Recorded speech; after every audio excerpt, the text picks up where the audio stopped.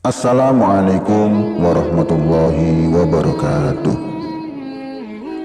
Kisah awal mula malaikat pencabut nyawa. Dahulu kala, saat Allah Subhanahu wa Ta'ala akan menciptakan Nabi Adam alaihissalam, beliau mengutus malaikat Jibril untuk turun ke bumi guna mengambil segenggam tanah. Tanah tersebut akan digunakan oleh Allah Subhanahu wa Ta'ala sebagai bahan dasar penciptaan Nabi Adam alaihissalam.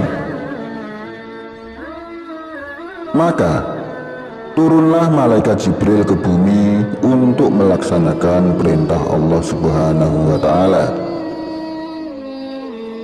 Sesampainya di bumi, malaikat Jibril meminta izin kepada bumi.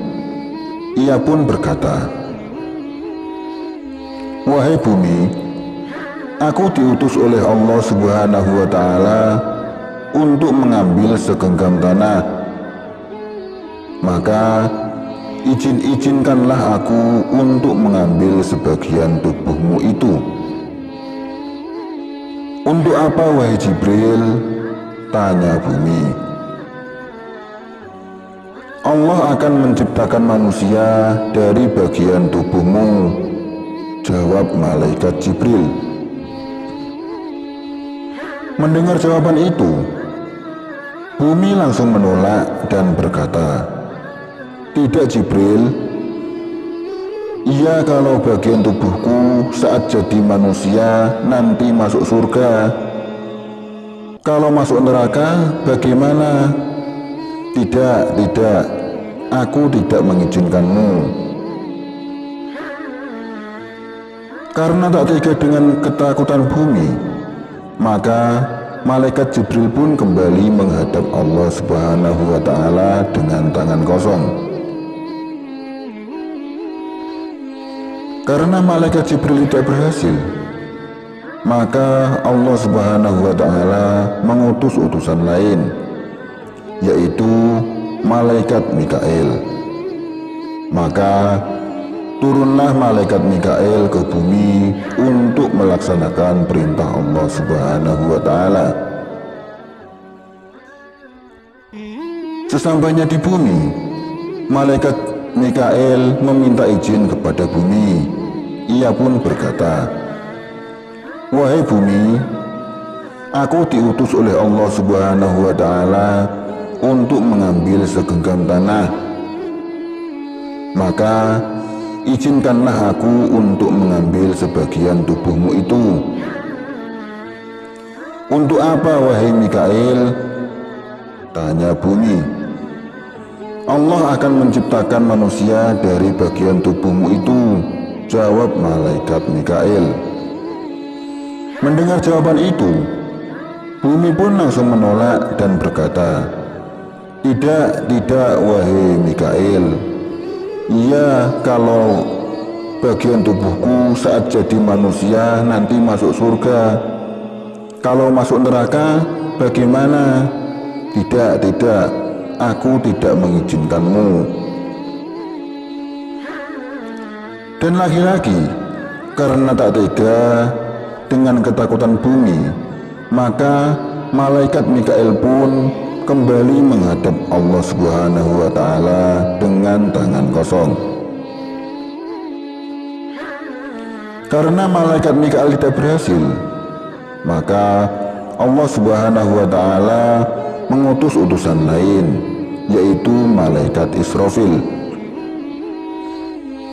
Maka turunlah malaikat Israfil ke bumi untuk melaksanakan perintah Allah Subhanahu wa Ta'ala.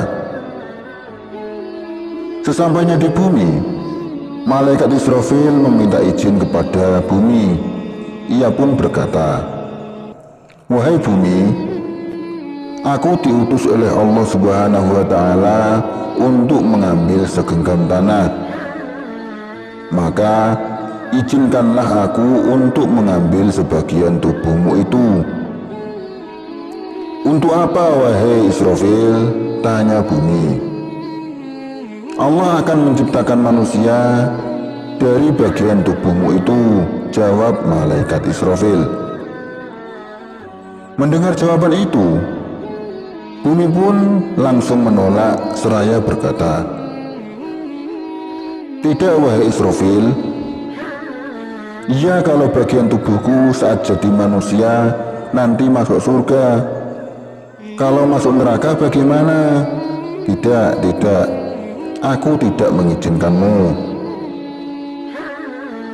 Dan karena tak tega lagi dengan ketakutan bumi, maka malaikat Israfil pun kembali menghadap Allah Subhanahu wa Ta'ala dengan tangan kosong.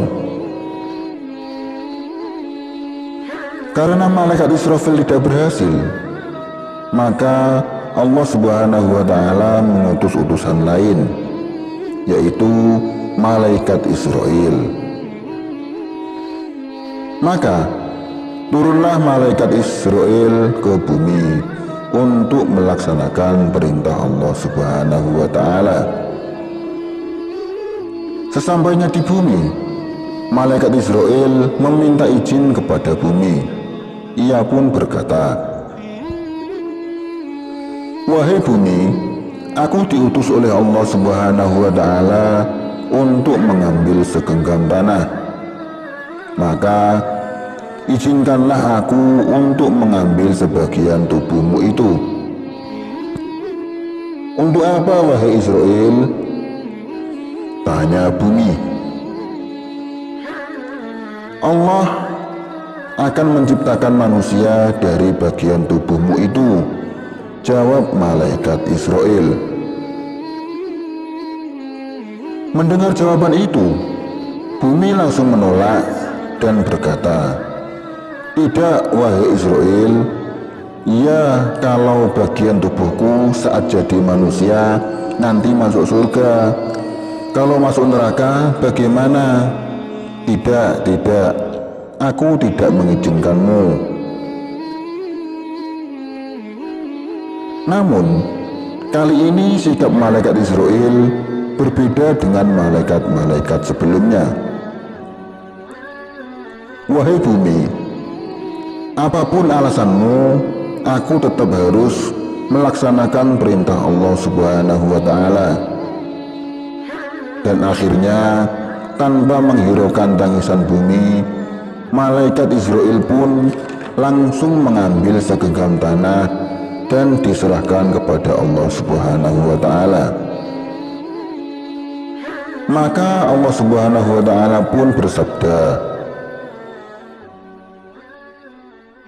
"Wahai Israil, karena engkau sangat tega dan tak punya belas kasihan, maka kelak aku akan menugaskanmu sebagai malaikat pencabut nyawa." Dan sejak saat itu sampai sekarang malaikat Israil menjadi malaikat pencabut nyawa.